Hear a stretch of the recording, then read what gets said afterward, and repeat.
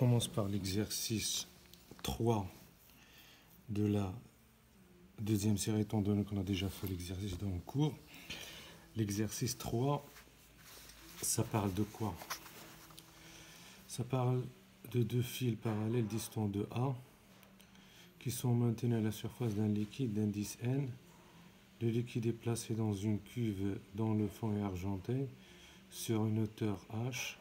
On observe l'un des fils sous une incidence I0 donnée et on règle H de manière à ce que l'image de l'autre coïncide avec le fil. Là, je vais faire le tracé. J'ai une cuve qui contient un liquide d'indice de réfraction N. L'atmosphère, l'indice de réfraction est bien évidemment N0. J'ai deux fils qui sont distants de A, d'accord? On a réglé la hauteur du liquide H de façon à ce que, déjà on voit le premier fil sous une incidence I0, d'accord? Et on va régler la hauteur H du liquide de façon à ce que l'image du deuxième fil coïncide avec le premier fil. Ça veut dire tout simplement que le rayon ici de ce fil-là va coïncider avec le deuxième fil.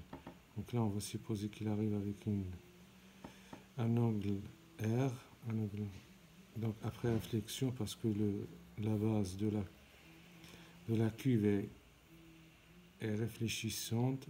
Donc là, on retrouve R, d'après la loi de Snell-Descartes, l'angle de réfraction égale à l'angle d'incidence. Donc on a toujours R ici, ça c'est la normale de la surface, on retrouve R ici, I0.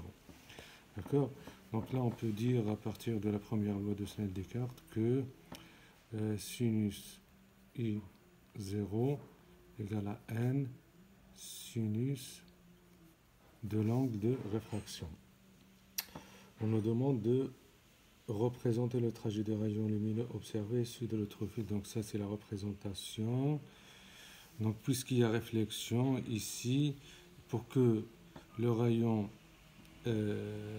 incident issu du deuxième fil coïncide avec le premier fil, il faut que la réflexion se fasse au milieu de la distance qui sépare les deux fils. C'est-à-dire, là, on aura A sur 2 et là, pareil, on a A sur 2. Très bien. Donc ça, c'est la première question. Deuxième question. Donc je rappelle que c'est l'exercice 3, série 2.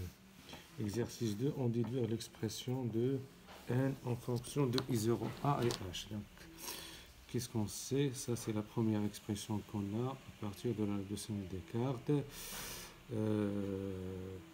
On veut exprimer, l'objectif c'est N en fonction de I0, A et H. Très bien.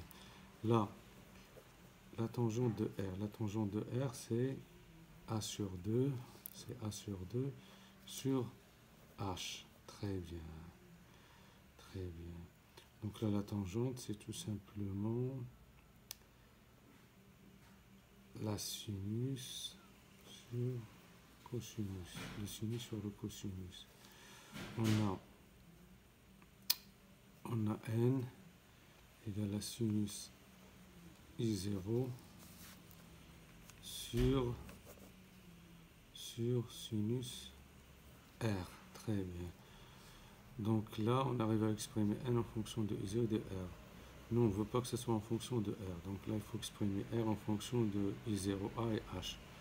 1 sinus R, c'est tout simplement...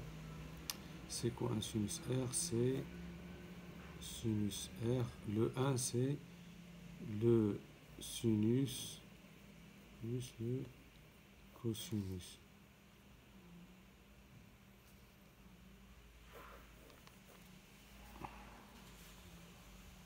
On a quoi d'autre? On a sinus sur sinus, c'est 1 plus cosinus R sur sinus le tout au carré, c'est-à-dire 1 plus 1 sur la tangente de R au carré, c'est-à-dire 1 plus 1 sur la tangente R au carré, c'est 4H carré A carré, d'accord?